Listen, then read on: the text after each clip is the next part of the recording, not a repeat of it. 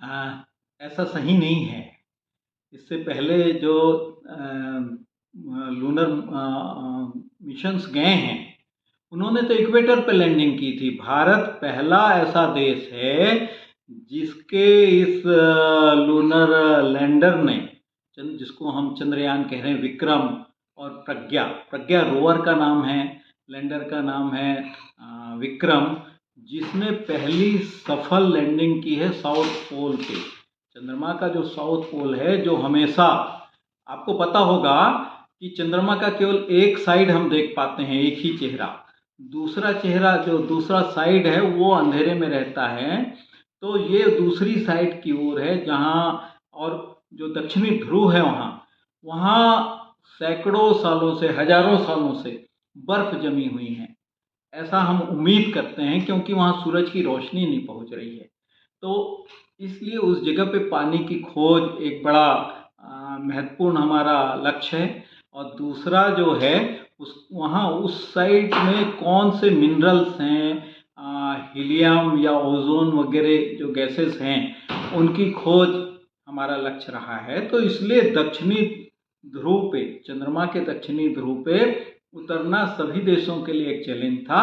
इसमें कोशिशें भी हुई है, लेकिन प्रयास सफल नहीं हुए। हम भी चंद्रयान 2 जो था हमारा असफल हो गया था, आधा सफल हुआ था। उसका ऑर्बिटर अभी भी घूम रहा है, लेकिन लैंडर जो है हार्ड लैंडिंग हुई थी। तो इस बार हमने उससे सबक लिया और एक बहुत अच्छी सॉफ्ट लैंडिंग की। हो सकता है। बहुत बढ़िया सवाल है, आपको धन्यवाद। आम जनता को इस पूरे अभियान से एक तो विज्ञान में रुचि बढ़ी। हम पूरे हमारे देश के लोग इसको लगातार देख रहे थे, पिछले काफ़ी सारे दिनों से इसके बारे में चर्चा चल रही थी। तो लोग उत्सुक थे कि ये सफल होगा कि नहीं होगा, लेकिन इसकी सफलता ने हमारे विज्ञान कार्यक्रम में लोगों का विश्वास दिलाया है, विज्ञान की ओर आकर्षित किया है। और सबसे बड़ी बात कि लोगों में वैज्ञानिक सोच विकसित करने का रास्ता खुल गया। वैज्ञानिक सोच यानी कि पहले जानो तब किसी बात को मानो।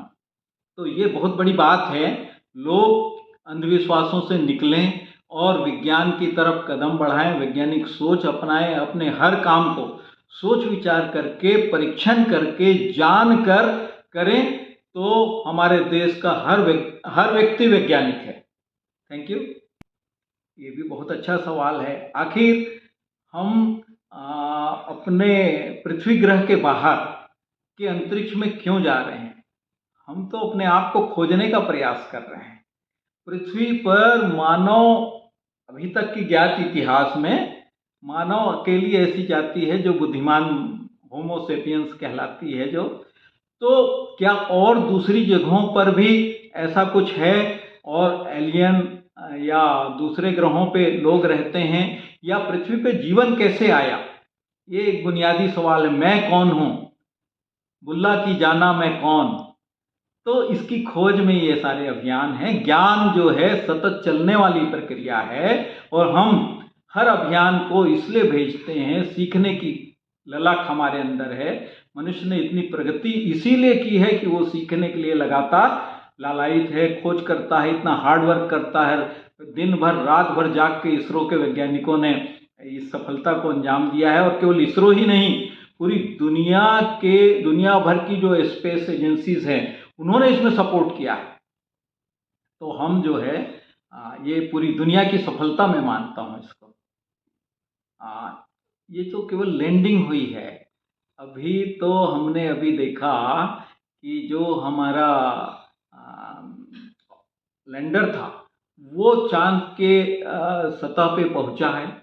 उसने एक बहुत अच्छी, सॉफ्ट और सुरक्षित लैंडिंग की है। अब उस लैंडर में से रोवर निकलेगा जिसका नाम है प्रज्ञा।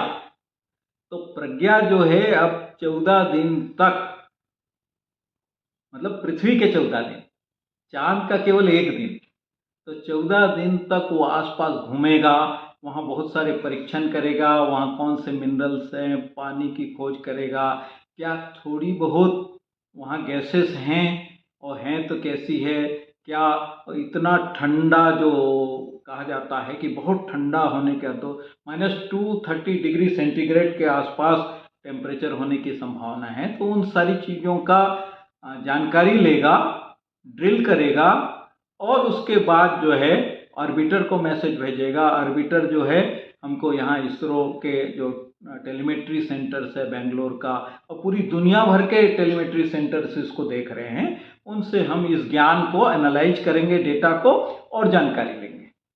ये आने वाले समय में क्या चंद्रमा हमारा एक इंटरमीडिएट स्टेशन हो सकता है? क्या वहाँ पर आपके टेलीविज़न चैनल का एक स्टूडियो खोल सकते हैं, वहाँ लोग बस सकते हैं?